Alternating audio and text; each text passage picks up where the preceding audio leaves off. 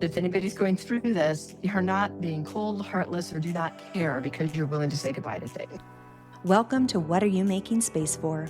I'm Star Hansen, certified professional organizer, trauma-informed coach, and clutter whisperer. For more than 20 years, I've seen firsthand that getting organized is almost never about the stuff. Clutter's just the start. Every space tells a story. And behind every pile of clutter, you'll find life transitions, grief, trauma, perfectionism, relationships, dreams we've outgrown, and sometimes the dreams we're just beginning to imagine. On this podcast, we'll step inside real organizing sessions to explore what our belongings are trying to tell us, why we get stuck, and what we're ready to make space for next. These episodes come directly from virtual organizing sessions with people who have generously invited us into their organizing journey by agreeing to share their stories on this podcast. Whether you're hoping to clear a closet, understand yourself a little bit better, or simply feel less alone, I'm glad you're here. Before we begin, a quick note. This episode includes a conversation about a family house fire and the loss of treasured belongings. If that's a tender topic for you, I invite you to take care of yourself while listening. Pause if you need to, or come back to this episode another time. Let's find out what we're making space for today. When was the last time this room felt organized? Would it be wrong to say when you were here before? Not at all. Meet Erin. Erin's a former client. Hi, my name is Erin. I live up in the Santa Cruz Mountains. My husband and I have been married for 38 years now, and we have our adult son living with us. And the space I wanted to take on was my office. I love living in a cleared, organized space, but I have a really hard time getting there by myself. There wasn't anything in my experience that I grew up with. My husband, however, is great at that. So we're great for each other because I'm really good at starting things and he's really good at taking everything over the finish line. And I've worked with Star in the past and she's worked with Greg and I in the past as well. And I really just love how completely non-judgmental she is. Even when I'm judging myself, she never does. She's so kind. And because there's that completely open space, there's a lot of freedom to make decisions because you're not having to justify anything. Erin and I worked together almost 10 years ago to organize her home and office. And when we finished, she thought she was done. But the truth is, organizing is almost never fully done. Life changes, it evolves, it grows, and our spaces need to change, evolve, and grow with us. When I invited people to join me on this podcast, I was really surprised to see her name on the list because she was done when we spoke last. So I was curious. What had changed, and what would happen if we picked up right where we left off nearly a decade later? I would say it felt organized pre-COVID. Okay.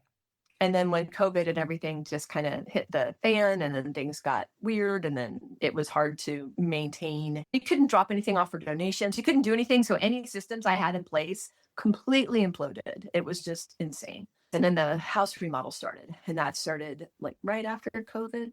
And we did everything and we lived in the house at the same time. How long have you all been in the house for? 36 years. Right after the 89 earthquake. We bought it in 90. Because that's when we could afford to get a house in Santa Cruz, a fixer upper in Santa Cruz County. I would imagine that during the renovation, it was a great place to dump stuff you didn't want to be tripping over in the house. Yeah, exactly. It was a perfect place to go hide things. But when it's functional, it's a perfect place to go hide too.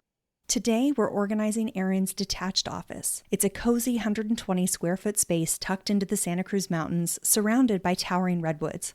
The last time I was here, everything felt calm and organized. But today, there are piles on the floor, every surface is overflowing, and the bookshelves that used to be this really beautiful shared space that was both beautiful and functional are now crammed. The room is still beautiful, it's just ready for its next chapter. During that last phase of the remodel, it was used as a great storage room because it's detached and it was really easy to load up with boxes. I could basically had a little trail to my desk. And since then, we had emptied out a lot of it, but not all of it. You also had a big career change around that time as well. Yes. So, of course, during COVID, things shifted and the business I was in pulled back to France and Belgium. So there's the closeout and stuff from that. And then I found a new company and then business models changed as well because of COVID. So then I have my old business stuff, customer lists, old order forms, all that good stuff, all the team stuff. We've got more paperless.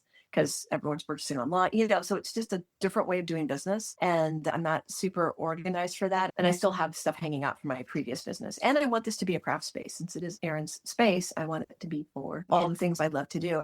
Sounds like you've had a major transformation in the last few years. I do think it's really tough when the train changes tracks on us and we have that momentum and all of a sudden, not just you changed, which you did change, or your home changes, or your schedule changes, or your work changes, or the planet changes, but it all happened at once and you're having to rediscover who you are in this new space and time. And while all these big things are going on, now you've got this extra, we'll call it clutter, but it's just stuff. You've got this stuff from previous chapters that are taking up the space where your current and future chapters are really meant to live. Yes.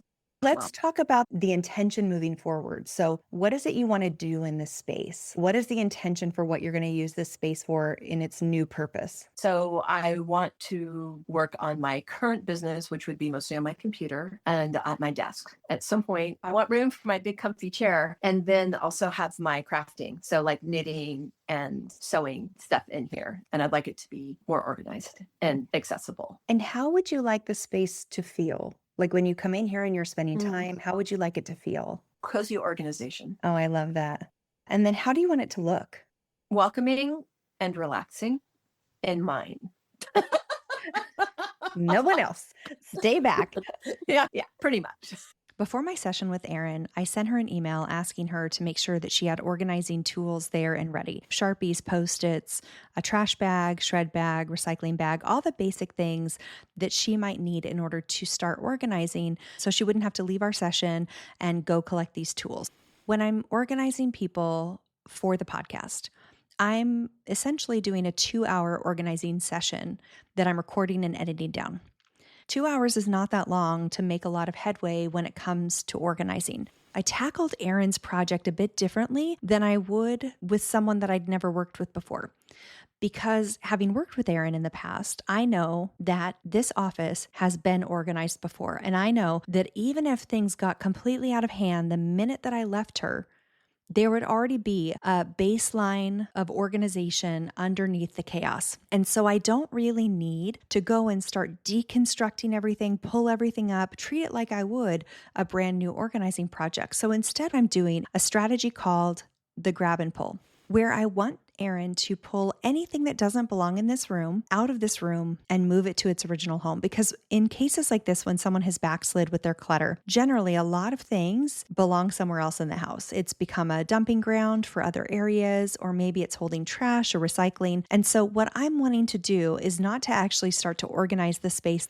I'm just wanting, with the short amount of time we have during this session, to start to open up space, to make room for her to be able to breathe and see what's there. I also need her to feel like she's getting a win. So moving things out of this room with a technique like the grab and pull is super helpful because it lets her have more room to breathe, lets her be able to see, allows her to see what is left and is maybe a little bit more difficult. And it really starts to illuminate the challenges that are keeping this room cluttered so that we can address it in a deeper way. And again, it gives her that win at the start, but also allows us to have more space to see what really needs our attention and our focus.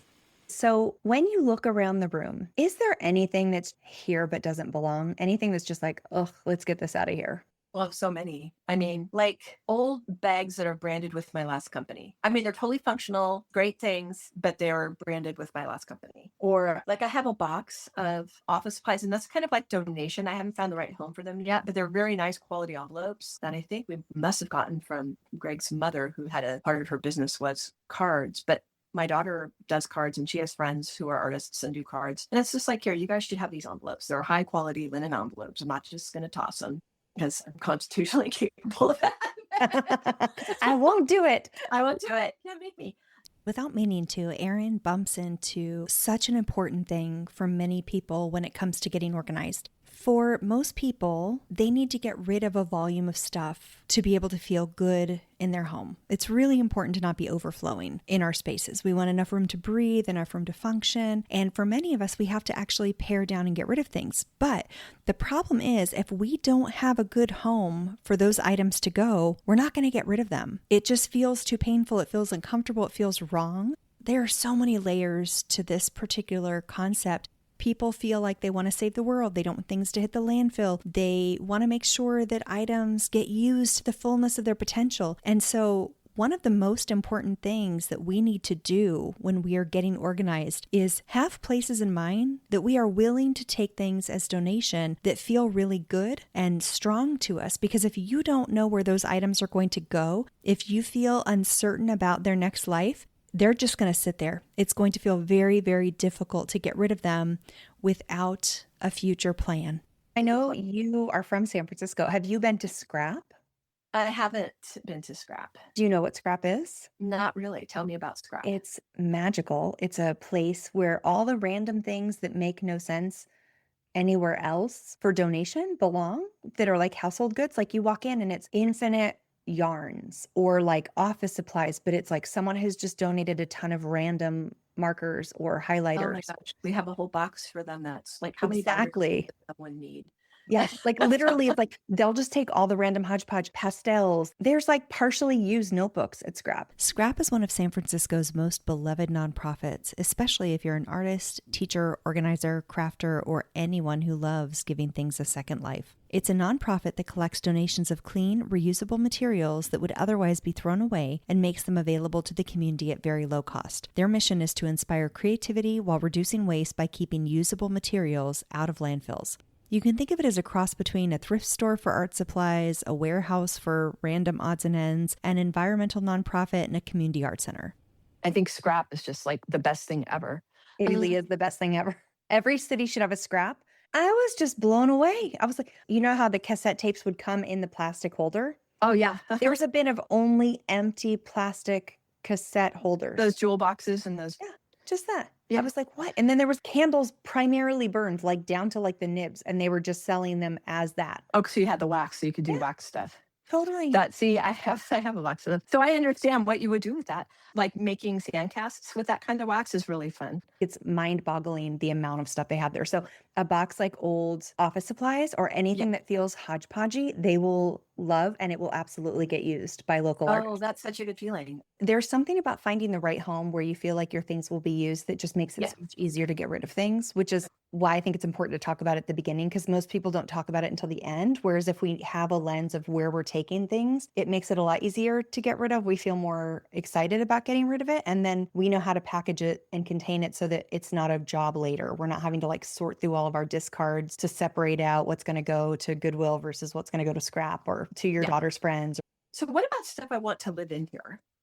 Yeah, so that's our last little section. So we're going to do a couple more little grab and pulls before we do that so that we can really see what you're keeping in here.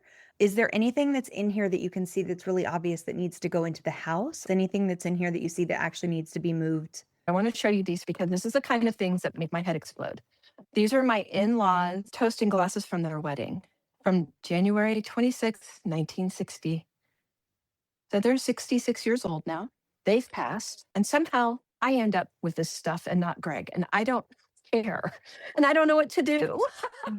Why do you think you end up with it, Erin? Because we're going through stuff. And Greg's like, can you put this somewhere for me? Or I want to keep it. And so I did this. And then it ended up in here.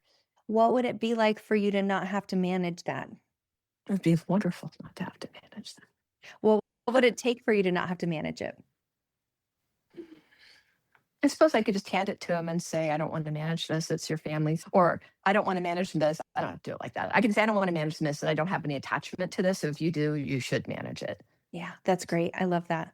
Are there more items like that in this room? Oh, I'm sure. So much of the clutter that's sitting around our house looking at us all day is agreements that we made in the past, things that we said that we would be the steward of 10 years ago or 20 years ago. And I'm giving you full permission to change those agreements.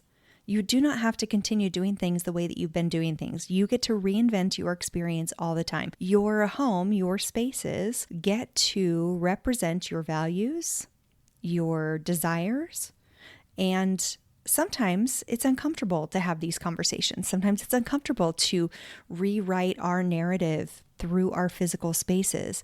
And until you do that, it's really hard to let things go. It's really hard to allow things to leave our experience if we haven't taken the time to rethink what we want in our spaces, what we're willing to take responsibility for, and who we want to be in this new space and time. Now that Erin and I have done a grab and pull, we have removed a lot of things from the space that don't belong here. We've created a lot more breathing room, and it's a lot easier to tell what's still here and what needs a proper home. And so now Erin and I are moving into the next phase, which is starting to place things where she would like them to go, to just again, we're making space. We're making this space feel more functional. We're making room for the things that belong here using the current systems that have been in place before. So we need to put more crafts up there and the items to sell up there. Okay, so let me get the item to sell. So let me put this up here. The only thing that gives me pause about that being up so high is that it is breakable. And if there's an earthquake or even a little shudder, I feel like its likelihood of falling and getting damage is higher. So do we move it lower or? Nah, I'm not going to worry about it. Okay. All right. If I it breaks, appreciate it that. was I meant to be. appreciate what you're saying. If it breaks, it breaks. Okay. You Yeah, were let's around go. when my mom's lost her house at the Santa Rosa fire? Yeah. Yeah. Looking back, like it's devastating, and maybe 5% of what was lost I'm devastated by, but it did save 95% of decision making after she passed. And Yeah. there's something to be said for that. That's a very powerful way of looking at it, Erin. So when that happened, was She was at the house, but remember, she's in a wheelchair, and it was at night. By the time someone knocked on the door and she got to the door, she got herself together, she got in the chair, she got the dog, she got to the door. There was nobody there, and she wasn't really cognizant of what was going on. And my brother was one of the few times that his family wasn't home because they were only like 4 blocks away. Yeah. So they were frantically calling. Mom got out of the house literally with her dog and her shoes in her purse, not even her laptop. And that was it. And what was super sad is there was a lot of energy spent with her and someone else. I wasn't a part of this, scanning family albums from my grandparents and back. My great grandmother sold door to door, selling how you colorize Kodak photos, because Kodak sold a kit so you could color your own photos at home. And so she was selling that process. And so she had her samples. So we had all the things of my grandmother's little girl with her little tinted cheeks and stuff like that. So all of those albums, all of that got lost, and the scans, wow. because they never got fully Then uploaded get- and she didn't get the computer. So always upload to the cloud. Always Yes. have 2 copies of things. And so that is sad. And there's so many decisions that weren't made. not having to manage that later. Losing everything in a house fire is one of the most traumatizing things that people can live through in their homes. And hearing Erin's perspective of her mom's house fire is so interesting to me, because I've heard so many people over the years joke that they're like, oh, I just, would love to take a match to everything and never have to think about it again. And yet no one I've ever met who's lost everything in a house fire was like, yeah, man, that's the way we declutter. And yet here Erin is seeing the benefits that came from it, in spite of losing countless valuables and precious heirlooms that are absolutely irreplaceable. And for her to be able to have that loss, because that's not just her mom's loss, it's the whole family's loss, and to still be able to find a silver lining really, really was unexpected for me. I think we talk a lot about people dealing with adversity and looking for the silver lining. And again, I'm not minimizing the trauma and heartbreak that comes from losing everything in a situation like this. But I am appreciating the ways that Erin is able to see the unfolding in a way that helped her clarify even more, not wanting to leave a lot of stuff for her family when they're gone. So many people are trying to pare down so that they don't leave their loved ones a giant amount of stuff to manage. And Erin and her husband are no different. You see this with people and Swedish death cleaning. There was like this big movement about Swedish death cleaning a few years ago. And I talked to my friends in Sweden and they'd never actually heard of this. But I love that it works and it inspires people. So we're going to go with it. But it's really on the forefront of people's minds. And this was absolutely on the forefront of Erin's mind as well. And she and her husband had been thinking about this for a long time and wanting to not have that kind of impact on their children. They're trying to reduce the amount of stuff that their kids are going to have to manage when they're gone. And I really see the path that she and her husband are walking for wanting to pare down and make life easier for their kids in the next chapter. I don't want my kids to have to. I mean, we emptied out two of Greg's parents' houses when they passed, their summer home and their San Francisco house completely. And there was still quite a bit in San Francisco, even though my mom had moved mostly up to Santa Rosa, and we went through that. And there's definitely a different mindset. And if anybody's going through this, you're not being cold, heartless, or do not care because you're willing to say goodbye to things.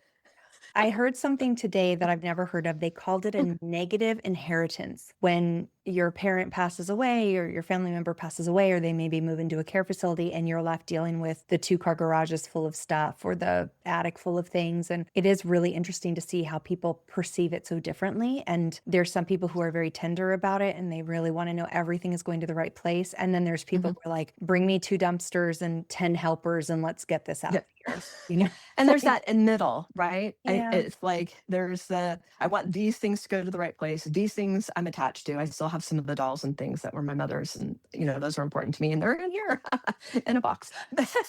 And then I also have Greg's side of the family and all those dolls, and those are on my sell list. I have a whole list of antique dolls that I want to find new homes for. Are there any items you didn't bring home or get that you still think about? The things that were by choice, I don't think about. The things that were lost were art pieces, letters that went back to the Civil War from both sides of the family. Those and the photographs. That's about it. Those are the only things that I really care about. I grew up in the antique business. Everything had a story. Everything has a history. And we all have those chapters in our lives, right? Which seem so important. And we definitely have like the artwork that's important to us is on the walls in the living room. That decor is there and it's very important. And we have a grab and go box because when you live in the woods in Santa Cruz Mountains, it's not if there's going to be a fire, it's when, right? So we have a grab and go box. We have a way of like, okay, these are the paintings we're going to take first, kind of things, all that kind of stuff. But it's all stuff. And things don't have any value until someone intrinsically does it. I don't have like gems and precious metals hanging around. So everything else only has value because someone says it has value. Like sentimental value. Or art or dolls, even. You have a really beautiful way of holding both, of holding the value of knowing that everything has a story and seeing the gold among the dust while Mhm. also not having extreme attachment. Do you know what gives you that ability to hold both so well? Age. I don't know. That'll do it. Perspective. Seeing people who hold on to everything forever. And I have to say, when we had to clear the house, everything out, because we did floors. So, and we did flooring everywhere. So even our bedrooms, closets, everything had to be cleared out. You can certainly breathe a lot better. I never thought of myself as a quote minimalist. I mean, someone comes in the house, they wouldn't say, oh, this is a minimalist household, but it's very clutter free. I really love that you have that experience because most people never have that experience of getting to clear everything out to see their home with fresh eyes and to have that perspective of what you want instead. I think when we move into our house, we can feel it and we can see it. You do the walkthrough and you can imagine a chair to read in this window and you can imagine the bed being here. And then once you move in, it almost like we don't see it anymore. It just becomes something we take for granted. It's just part of it. It's very interesting. So while Erin and I are working and organizing, I felt this experience I call the click. When I'm working with people, we will start off and it feels very like you're trudging through mud. It feels heavy and hard and like, ugh. And then somewhere in the session, it feels like the energy opens up and things feel like they're just gliding forward effortlessly. And Erin had this happen right at this point in our session. It just felt like this like giant open energy. And it really is a noticeable shift to go from that kind of like trudging through the chaos into a state of flow. Do you feel that, Erin? There's like a big opening that's happening right now energetically. There is. I just noticed like, wow, I'm doing this and there's nothing about it. Yeah. Something else that's really interesting that happens with our clutter is people beat themselves up for feeling like they didn't do it sooner. They didn't get to this sooner. They weren't keeping things up properly. And there is something magical that happens when we've taken a little bit of time to live our life after we've gotten organized. And even though it might look like it's clutter and disorganization, what's really happening is we're living an entire life in that time, and it's allowing us to step into the next version of who we are, step into the next version of our life.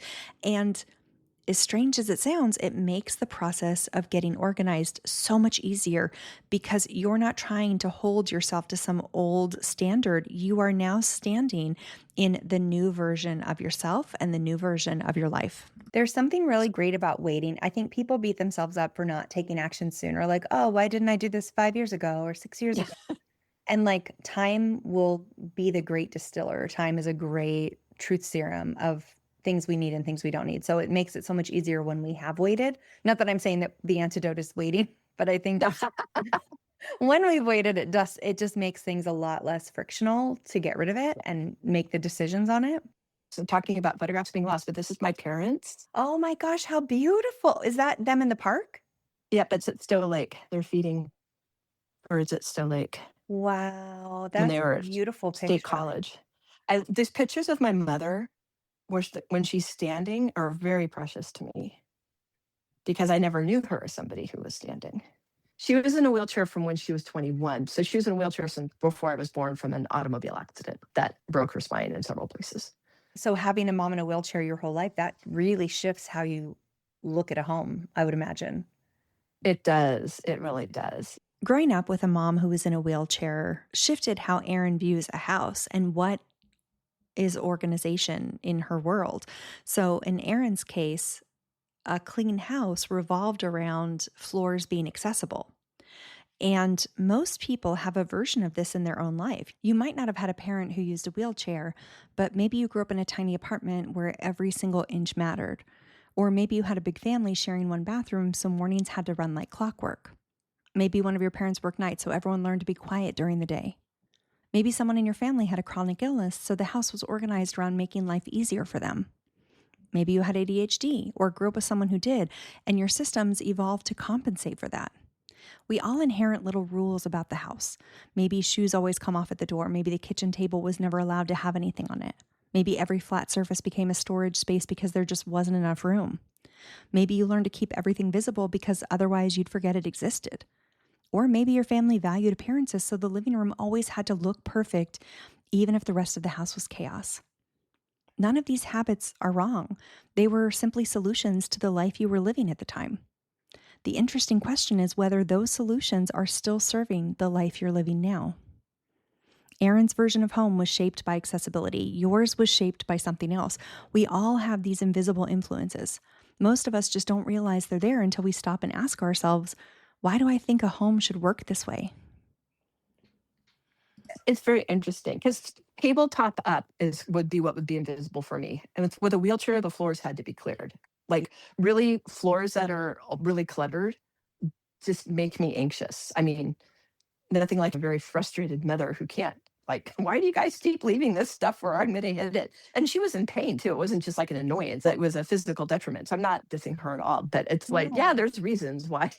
My girlfriend's like, you're so funny because if the floor is clear, you don't care. It's fine. As long as the floor is clear, you're fine, which is probably why my office has been making me so insane because there's all this stuff on the floor. I hadn't thought about that till right now. Yeah, and actually it makes so much sense because that's built into your nervous system, isn't it? Like it's Yeah. you go mama bear for your mom to make sure that the floor is clear and that it's safe for everybody.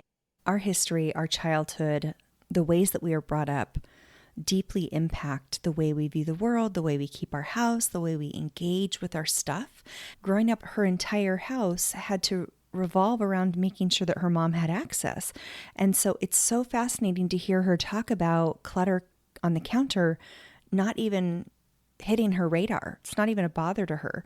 But the clutter on the floor is setting alarm bells off. It's shooting like a level of anxiety out for her. And this is just one of the little fingerprints of our lives and how it shows up, the way that we were raised, the people that we were around, and the things that we experienced.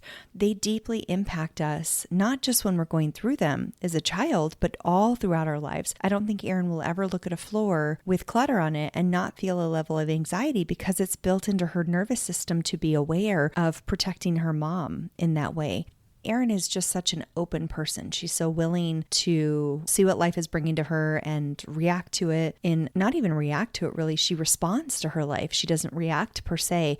She's a very grounded person. And it's always very inspiring for me to get to be around her because she has so much stability in how she experiences the world. And it's really beautiful. So as we organized the rest of the office, it was so fun to watch how everything kind of lined up really well for her. And it was really fun to see the space go from an area that felt frustrating and chaotic to her feeling a lot lighter. How do you feel? Great. Really good. I feel wonderful. I feel lighter. There's a lot more joy as I come into this room than there was before. Definitely a lot lighter. What do you feel like your biggest takeaway from today is? Make sure my floors are cleared up always. And it takes however long it takes in terms of starting something. Don't beat myself up for it. My desk is my other big one that I need to tackle. After the floors, I do need to figure out what I need to keep and what I need to toss. When I see your desk, and it's funny, I didn't need us to start there. And also you knew Yeah. what you wanted to work on. Like you knew where it Yeah. was going to open space for you, which I think you Mhm. chose the right thing. But you use your desk so much. So the desk I don't think of as organizing per se. I think of it as what I call baselining, where you kind of are Yeah. like bringing it back to its baseline because it actually has a baseline. You've had it organized many times before. And so it's like Yeah. what you're doing is you're evolving it. That's a great way of putting it. Yeah. I need to bring it back to baseline. Yeah, and it's a different way of looking at it because there's no shame in there. It's going back to something you already know. So it's not like, how am I going to figure this out? It's kind of like what Michelangelo said about the David. He just removed anything that wasn't the David from the block of stone. And it's the same thing. You're just removing anything that isn't Erin's current path today. Yes. Yeah. Perfect. Yeah, I love it. You did so great. Thank you for letting me help. This was super fun. Thank you. This is so generous of you. I really appreciate it. It's so generous of you. Thank you. I talked to Erin 2 weeks after we recorded this episode and asked her to give me an update on how things are going and how the room is feeling now. I'm so happy with how it looks now. We moved a desk around. I'm just waiting to get my comfy chair in. That was my reward for getting the space done. So I have a place where I can really go relax and knit, as well as see all my things, which were just scattered all over the place. Having it all be in one place is wonderful. It was really great to go back and revisit my time with Erin. It was so interesting to see how things have evolved for her since we've gotten her organized, because a lot of people wonder, well, once I get organized, do I stay organized? And many times your mindset changes. And so, yeah, there's a lot of you that will stay organized, that can really dial in. And even in spite of giant life circumstances like helping a parent into assisted living or transitioning out of their primary home or when they pass away, it is possible to stay organized after that. But then there might be areas of our life and homes that need a little bit more from us. And that's okay.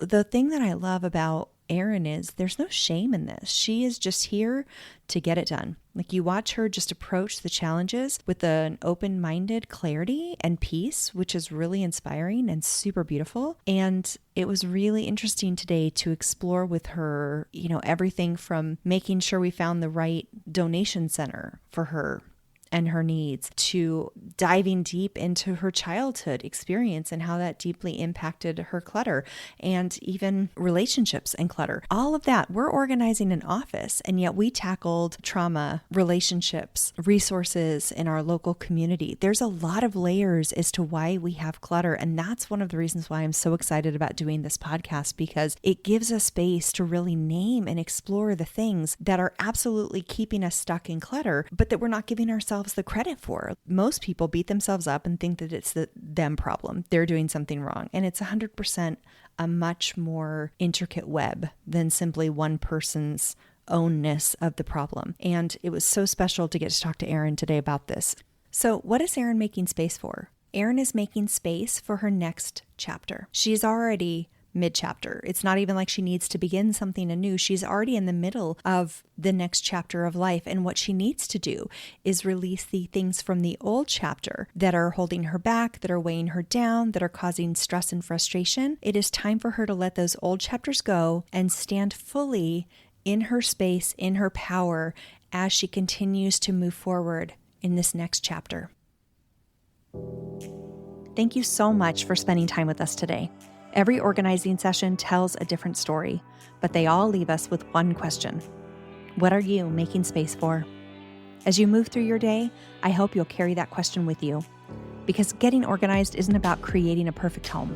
It's about creating more room for the life you want to live. And if you're ready to start making space in your own life, I'd love to help. You can download a free copy of my book, Why the F Am I Still Not Organized, at starhanson.com/podcast, where you'll also find resources, classes, and ways we can work together. Until next time, keep making space for what matters most.